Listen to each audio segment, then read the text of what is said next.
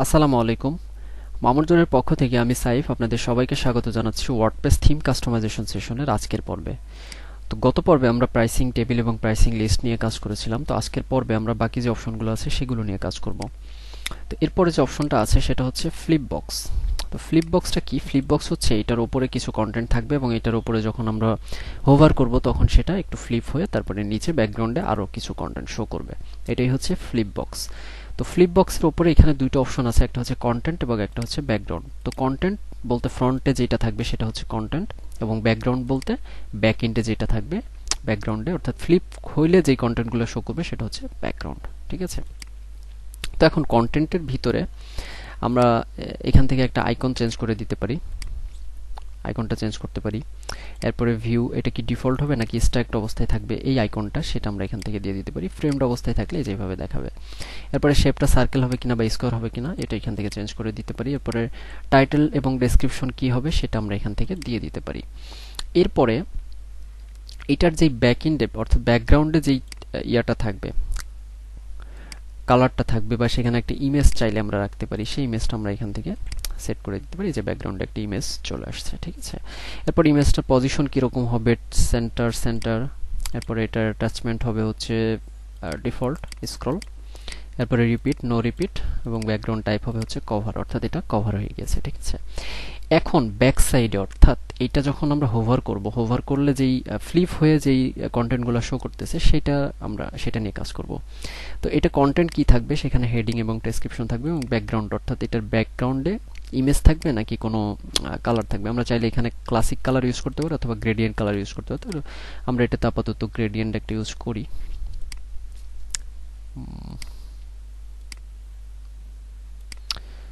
হ্যাঁ, এটা। তো এইভাবে আমরা এখানে গ্রেডিয়েন্ট কালার ইউজ করতে পারি। এরপর এটা টাইপ কি হবে, লিনিয়ার হবে নাকি রেডিয়াল হবে। যদি রেডিয়াল হয় তাহলে এভাবে শো করবে, লিনিয়ার হলে এভাবে শো করবে। এরপর এটার অ্যাঙ্গেল কতটুকু হবে, আমরা চাইলে অ্যাঙ্গেলগুলো ঘুরে ফিরে কোন পাশ থেকে আমরা কালারগুলো নিয়ে আসতে চাই সেটা আমরা এভাবে ফিক্স করে দিতে পারি। ঠিক আছে? তো এখন আমরা যদি একটু ফ্রন্টে যাই, এটা হোভার করলে দেখবো যে আমার ব্যাক এন্ডে যেই ডিজাইনগুলো আমরা দিলাম সেগুলো চলে আসছে, এবং ফ্রন্টে যেই ডিজাইনটা দিয়েছিলাম সেটা তো আছেই। সেটিংসের ভিতরে আমরা এটার হাইট কতটুকু হবে, সেটা আমরা ফিক্স করতে পারি। এরপরে বর্ডার রেডিয়াস হবে কিনা সেটা আমরা এখান থেকে দিয়ে দিতে পারি। যদি বর্ডার রেডিয়াস বাড়াই দিই তখন দেখবো যে এটা একটু রাউন্ডেড হয়ে গিয়েছে। এরপরে এটা যদি 0 থাকে তাহলে এটা বর্ডার রেডিয়াস হবে না। এরপরে ফ্লিপ ইফেক্টে এটা কি স্লাইড হবে নাকি ফ্লিপ হবে। যদি স্লাইড হয় তাহলে যে এরকম ভাবে স্লাইড আকারে চলে আসবে। ঠিক আছে? এরপরে যদি এটা পুশ হয় তাহলে যেভাবে পুশ হবে। ঠিক আছে? তো এই জিনিসগুলো আমরা এখান থেকে এইভাবে ইফেক্ট দিতে পারি।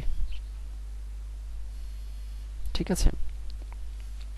এরপরে স্টাইলিং এর ভিতরে যে অপশনগুলো আছে, এখানে ফ্রন্টে যেই প্যাডিং আমরা দিতে পারি, এখান থেকে চাইলে অ্যালাইনমেন্টটা ঠিক করতে পারি। অর্থাৎ এই যে ফ্রন্টে যেই টেক্সটগুলো আছে এখানে একটু খেয়াল করেন, এই টেক্সটগুলো আমরা সেন্টার অ্যালাইনে রাখবো নাকি রাইটে বা লেফটে রাখবো সেটা এখান থেকে দিতে পারি। ভার্টিক্যালি এটা কি ওপরে নিচে টপে, এটা যদি এখান থেকে একটু প্যাডিং দিয়ে দিই তাহলে দেখতে সুন্দর লাগবে।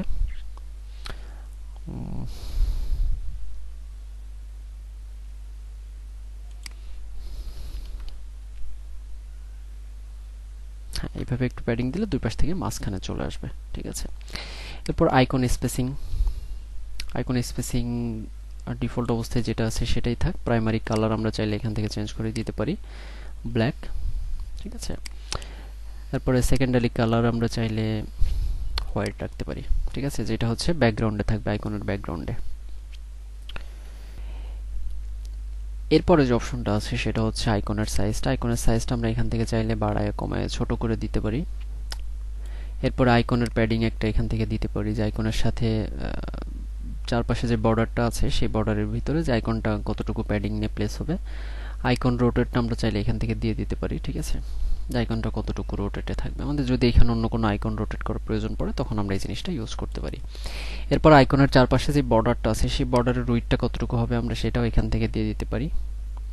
বর্ডারের রেডিয়াস কত হবে, তারপরে টাইটেলের স্পেসিং কতটা হবে, টেক্সট কালার টাইটেলের কি হবে সেটা আমরা এখান থেকে দিয়ে দিতে পারি। এরপরে ডেসক্রিপশনেরও সেম, আমরা টেক্সট কালার এবং টাইপোগ্রাফি এখান থেকে চেঞ্জ করতে পারি। এরপরে ব্যাক সাইডে যে টাইটেলগুলো আছে সেগুলো আমরা এখান থেকে চেঞ্জ করতে পারি। ফ্রন্ট এবং ব্যাক সাইডের এগুলো অলমোস্ট সেম, আর অ্যাডভান্সের ভিতরে যেগুলো আছে এগুলো আগের মতোই। এরপরে যে অপশনটা আছে সেটা হচ্ছে call to action. Call to action আমরা হচ্ছে ফ্রি থিম প্রজেক্টে দেখেছিলাম, যেখানে একটা ইমেজ থাকে এবং ইমেজের নিচে কিছু একটা হেডিং এবং তারপরে একটা কিছু টেক্সট এবং বাটন। তো এখান থেকে আমরা একটা ইমেজ দিয়ে দিই, ইনসার্ট মিডিয়া। আমরা দেখতে পাচ্ছি ইমেজটা প্রথমে চলে আসছে এবং তারপরে টাইটেল এবং কন্টেন্ট এবং বাটন। তো এইখান থেকে ইমেজের পজিশনটা আমরা চাইলে ফিক্সড করে দিতে পারি এবং আমরা চাইলে এই কন্টেন্ট বক্সের একটা ডিজাইন এখান থেকে দিতে পারি। এখানে ক্লাসিক অবস্থায় আছে, আমরা যদি কভার দিই তখন দেখতে পারবো যে ইমেজটা ব্যাকগ্রাউন্ডে চলে আসছে এবং ওপরে টাইটেলটা এবং বাটনগুলো সব ওভারলেতে চলে আসছে। এবং এখান থেকে যদি আমরা কন্টেন্টগুলো চেঞ্জ করতে চাই, কন্টেন্টের ভিতরে এসে এখান থেকে আমরা হেডিং চেঞ্জ করতে পারবো, এখান থেকে ডেসক্রিপশন চেঞ্জ করতে পারবো, হেডিং এর টাইটেলটা কি হবে সেটা এখান থেকে চেঞ্জ করতে পারবো, বাটনের টেক্সট কি হবে সেটা চেঞ্জ করব, বাটনের লিঙ্কটা আমরা এখানে দিয়ে দিতে পারি। রিবন, আমরা যদি এখানে কোনো রিবন রাখতে চাই, এই যে এরকম একটা রিবন চলে আসছে, আমরা তো এই যে এখানে দেখেছিলাম যে রিবন কিভাবে আনে, ঠিক আছে, আমরা ওরকম একটা রিবন এখানেও নিয়ে আসতে পারি।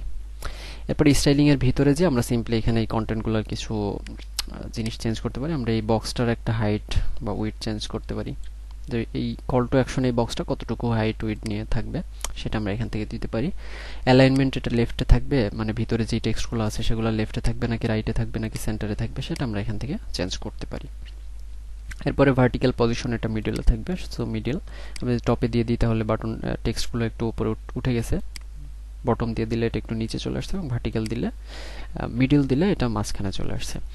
এরপর আমরা চাইলে এটার ভিতরে একটা প্যাডিং দিতে পারি। কন্টেন্টের ভিতরে আমাদের কন্টেন্টের যেই টাইপোগ্রাফি আছে সেটা চেঞ্জ করতে পারি। আমরা কন্টেন্টের যে স্পেসিংগুলো আছে সেগুলো আমরা চেঞ্জ করতে পারি, যে টাইটেলের সাথে অন্যান্য কন্টেন্টগুলো কতটুকু স্পেসিং নিয়ে থাকবে। কালারগুলো চেঞ্জ করতে পারি, হোভার করলে কি কালার হবে সেটা এখান থেকে চেঞ্জ করতে পারি, ঠিক আছে। এই যে হোভার করলে টাইটেলের কালারটা চেঞ্জ হয়ে গেছে, ঠিক আছে। এরপরে যে অপশনটা আছে সেটা হচ্ছে ডেসক্রিপশন। ডেসক্রিপশনের কালারটা আমরা এখান থেকে চেঞ্জ করে দিতে পারি। হোভার করলে ডেসক্রিপশনের কালারটা একদম একটু ধূসর টাইপের হয়ে যাচ্ছে, গ্রে কালারের। এরপরে আছে হচ্ছে বাটন। আমরা বাটনটা চাইলে এখান থেকে ডিজাইন করতে পারি। Text colour suppose white, background colour এখান থেকে যদি সবুজ দিয়ে দিই যেভাবে চলে আসছে। এরপরে এই বাটনটা আমরা হোভার করলে চাইলে এটা ব্যাকগ্রাউন্ড কালার ব্ল্যাক এবং ব্যাকগ্রাউন্ড সাদা। এই যে হোভার করলে এটা বাটনের ডিজাইনটা চেঞ্জ হয়ে যাচ্ছে। এইভাবে আমরা বাটনটা ডিজাইন করতে পারি। বাটনের চারপাশে যে বর্ডারটা আছে সেই বর্ডারটা আমরা এখান থেকে ডিজাইন করতে পারি। বর্ডারটা এখান থেকে বাড়ায় কমায় দিতে পারি। বর্ডার রেডিয়াস কতটুকু হবে সেটা আমরা এখান থেকে দিতে পারি। যদি বাড়ায় দিই 100 দিয়ে দিই তাহলে বাটনটা একদম ফুললি সার্কেলড অবস্থায় হয়ে যাবে। এরপর এখানে যে রিবনটা আছে সেই রিবনের টেক্সট কালার চেঞ্জ করতে পারি, ব্যাকগ্রাউন্ড কালার চেঞ্জ করতে পারি। এই যে রিবনটা, ঠিক আছে, রিবনটা যদি ব্যাকগ্রাউন্ড কালার এখানে আমি এটা দিয়ে দিই তখন দেখবো যে রিবনের ব্যাকগ্রাউন্ড কালারটা চেঞ্জ হয়ে গেছে, ঠিক আছে। এরপরে রিবনের একটা বক্স শ্যাডো আমরা এখান থেকে দিয়ে দিতে পারি। যদি সাদা কালারের বক্স শ্যাডো দিয়ে দিই তখন এখানে খেয়াল করলে দেখতে পারবো যে একটা বক্স শ্যাডো চলে আসছে, ঠিক আছে। এরপরে হোভার ইফেক্ট, অর্থাৎ এই বক্সটাতে কল টু অ্যাকশন বক্সটাতে যখন হোভার করছি তখন এই যে ব্যাকগ্রাউন্ডের ইমেজটা একটু জুম হয়ে যাচ্ছে, এই জিনিসগুলো আমরা এখান থেকে চেঞ্জ করতে পারি। এই যে এখানে আমরা স্লাইড ইন রাইট যদি দিই তখন দেখবো যে এটা আমরা যখন হোভার করব তখন ডান পাশ থেকে লেখাগুলো বাম পাশে এসে তারপরে থেমে যাবে। অর্থাৎ এরকম কিছু অ্যানিমেশন আমরা এখান থেকে চেঞ্জ করে দিতে পারি। অ্যানিমেশন ডিউরেশন কত হবে সেটা দিতে পারি। সিকোয়েন্সড অ্যানিমেশন আমরা চাইলে এখান থেকে দিতে পারি, ঠিক আছে। এই যে একটার পর একটা কি অ্যানিমেট হয়ে শো করবে, এই যেভাবে।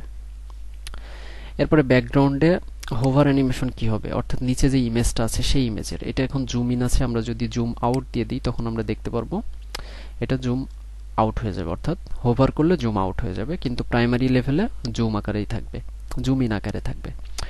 এরপর এটা হোভার করলে কি ধরনের কালার হবে, ওভারলেতে কি কালার হবে সেটা আমরা এখান থেকে দিয়ে দিতে পারি। যে ওভারলে করলে এটাতে সাদা কালার দিলে সাদা কালার সেট হয়ে যাবে, আমরা চাইলে অন্য কোনো কালার দিলে সেটা ওভারলে করলে সেটা সেট হয়ে যাবে।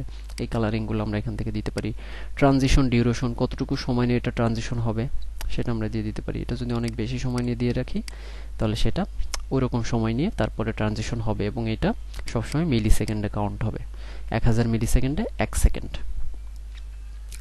আর অ্যাডভান্সের ভিতরকার অপশনগুলো সেম। এরপরে যে মডিউলটা আছে সেটা হচ্ছে মিডিয়া ক্যারোসেল। তো মিডিয়া ক্যারোসেলটা নিয়ে কাজ করতে আমরা এখানে একটা সেকশন নিয়ে নিই। এটার মাঝখানে এখন মিডিয়া ক্যারোসেল। মিডিয়া ক্যারোসেলটা হচ্ছে এখানে কিছু আইটেম আমরা শো করব এবং প্রত্যেকটা আইটেমের ভিতরে আমরা কিছু ইমেজ দিয়ে দিতে পারি বা কিছু ভিডিও দিতে পারি। আমরা যদি এখান থেকে একটা ইমেজ এটাতে সিলেক্ট করি, আইটেম 2 তে আমরা একটা ইমেজ দিয়ে দিই, এটা আইটেম 3 তে একটা ইমেজ দিয়ে দিই, সেটা হচ্ছে এটা। এভাবে আমরা এই ইমেজগুলো এখানে ক্যারোসেল আকারে শো করে দিতে পারি, ইমেজ স্লাইডার। তো এই মিডিয়া ক্যারোসেল এটা বেসিক্যালি ইউজ করা হয় হচ্ছে আমরা যখন ফ্রি থিম প্রজেক্ট দেখেছিলাম শুরুর দিকে, সেখানে আমরা ব্র্যান্ড একটা অপশন ক্রিয়েট করেছিলাম, ব্র্যান্ডিং, অর্থাৎ আমাদের ওয়েবসাইট থেকে যতজন সার্ভিস নিয়েছে তাদের যেই কোম্পানি ছিল তাদের সেই লোগোগুলো আমরা এখানে ব্র্যান্ডিং আকারে শো করে দিচ্ছিলাম, তাই না? সেই ব্র্যান্ডের যেই ক্যারোসেলটা ছিল সেই ক্যারোসেলটা আমরা এইভাবে ডিজাইন করতে পারি। তো স্লাইডসের ভিতরে এসে এখানে আমরা স্লাইড হবে কিনা, ফেড হবে কিনা বা কিউব হবে কিনা সেটা আমরা এখান থেকে ডিজাইন চেঞ্জ করে দিতে পারি। যদি কিউব দিয়ে দিই তাহলে দেখবো যে এরকমই হয়ে যাচ্ছে, মানে একটা ট্রানজিশন ইফেক্ট পাচ্ছে এইভাবে, ঠিক আছে? এরপর আমরা যদি এখান থেকে এটা ফেড আকারে দিই তখন দেখবো যে এটা ফেড আকারে স্লাইড হচ্ছে, ঠিক আছে? এটাই যেভাবে ফেড হয়ে যাচ্ছে। তো এটা নর্মালি স্লাইডই থাক। স্লাইড পার ভিউ, অর্থাৎ প্রত্যেকটা ভিউতে স্লাইড কতটা হবে। আমরা যদি একটা স্লাইড দিয়ে দিই তখন দেখবো যে একটা ইমেজেই স্লাইড হচ্ছে।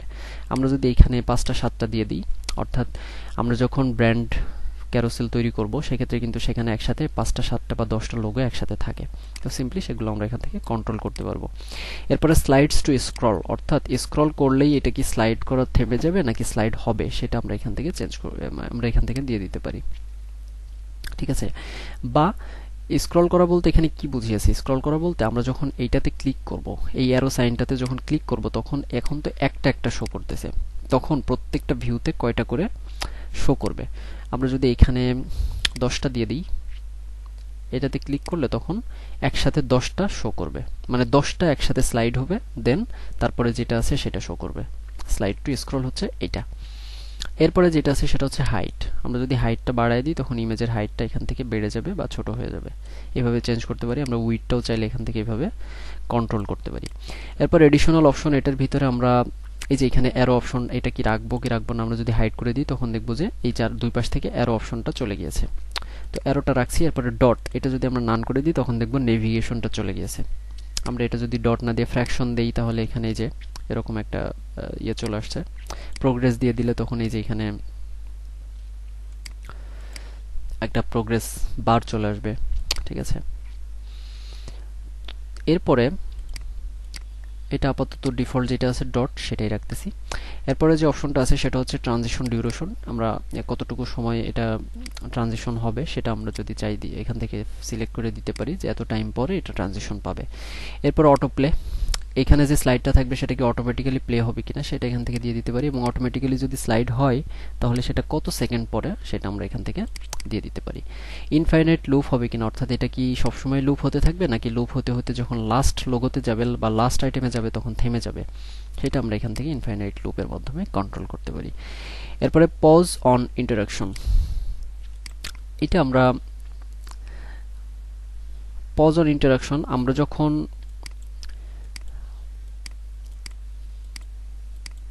মাউসটা দিয়ে এটাকে স্লাইড করব তখন সেটা কি হোভার অবস্থায় থাকলে সেটা কি পজ হয়ে যাবে নাকি সেটা স্লাইড অবস্থায় চলতে থাকবে, এটা হচ্ছে সেই অপশন। এটার মাধ্যমে আমরা মাউসের মাধ্যমে পজ করতে পারি বা চাইলে এটা নাও করতে পারি, ঠিক আছে? এরপরে যে অপশনটা আছে সেটা হচ্ছে ওভারলে। তো ওভারলে হচ্ছে এই যে টেক্সটগুলো আছে বা ইমেজগুলো আছে সেই ইমেজের ওপরে চাইলে আমরা ইমেজের নাম অথবা টাইটেল বা এর কোনো একটা ক্যাপশন আমরা চাইলে এটার উপরে ওভারলে আকারে দিয়ে দিতে পারি।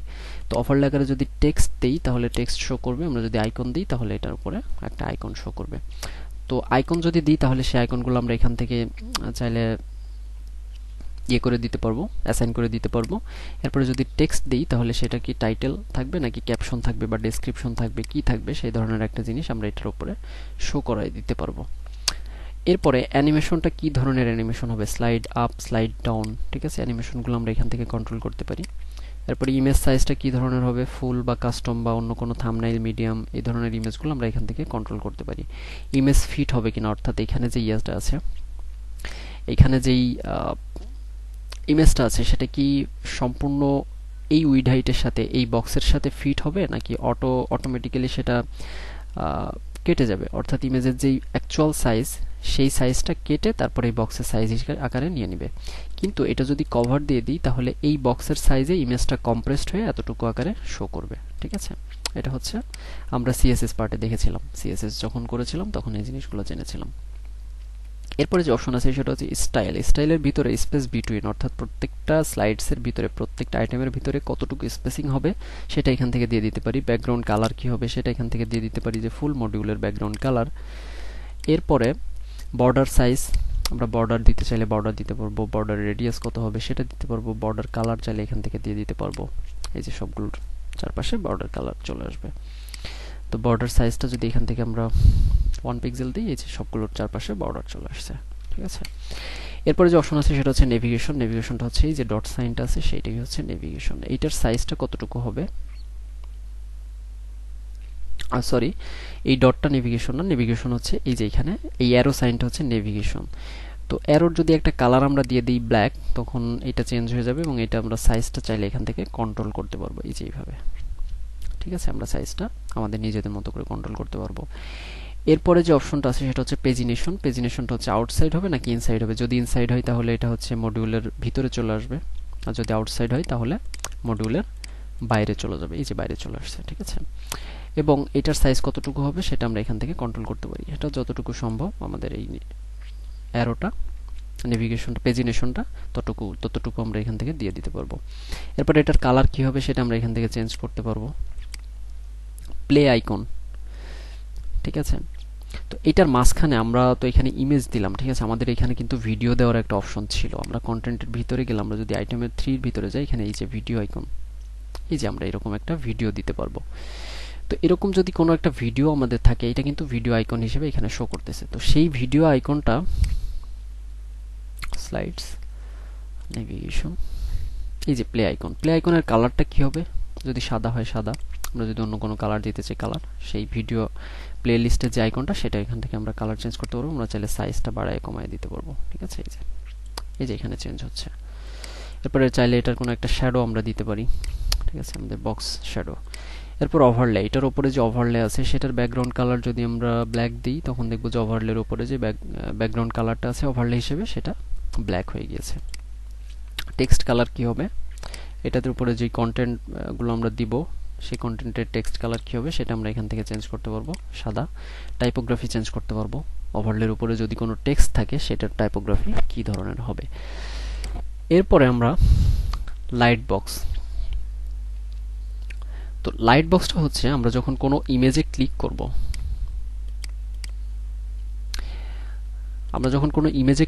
তখন এখানে একটা পপআপ আকারে একটা পপআপ শো করবে, যেটাতে ইমেজটা আর কি ফুল উইডে দেখা যাবে। তো সেটার কালারটা কি হবে, সেটার ভিতরে ব্যাকগ্রাউন্ড কালার কি হবে, হোভার কালার কি হবে, ঠিক আছে, ভিডিও উইথ কতটুকু হবে সেটা আমরা এখান থেকে দেখতে পারবো। ঠিক আছে, এরপরে আজকের পর্ব এই পর্যন্তই। আমরা নেক্সট পর্বে বাকি যে মডিউলগুলো আছে সেগুলো নিয়ে ডিটেলস আলোচনা করব। তো এই পর্যন্ত সাথে থাকার জন্য সবাইকে ধন্যবাদ।